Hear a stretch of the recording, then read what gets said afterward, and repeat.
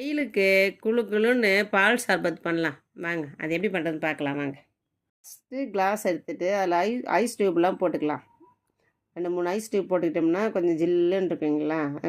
Ice tube போட்டோம். இப்போ நம்ம பாதாம் பிசினி போடுறோம். இது கொஞ்சம் ஒரு 1.5 ஸ்பூன் போட்டுரும் சரிங்களா. அதேமாரி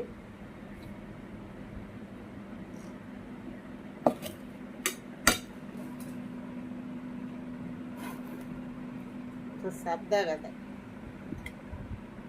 இது ஒரு 2 ஸ்பூன் போட்டுக்கலாம்.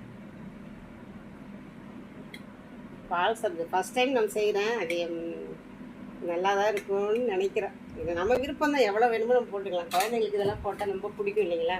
பால் எடுக்கணும் கம்மியாக இருக்கிற பால் காய்ச்சிருக்கேன். அந்த பாலை காய்ச்சி ஃப்ரிட்ஜில் வச்சுருக்கேன். இதை அப்படியே ஊற்றுவோம் சரிங்களா. ஊற்றியாச்சு. இப்போ நம்ம நாவல் சர்பத்து இதை அப்படியே ஊற்றலாம் பாருங்கள். செம்மையாக இருக்குன்னு நினைக்கிறேன். செம்ம கலர் சூப்பராக இருக்கும். சாப்பிட்டு பாருங்கள்.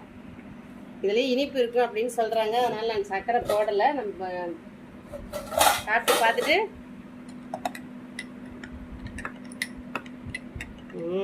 Super super. ஓகேவா. இனிப்பு கம்மியாக இருந்தது, நல்லா கொஞ்சம் சுகர் போட்டிருக்கேன்.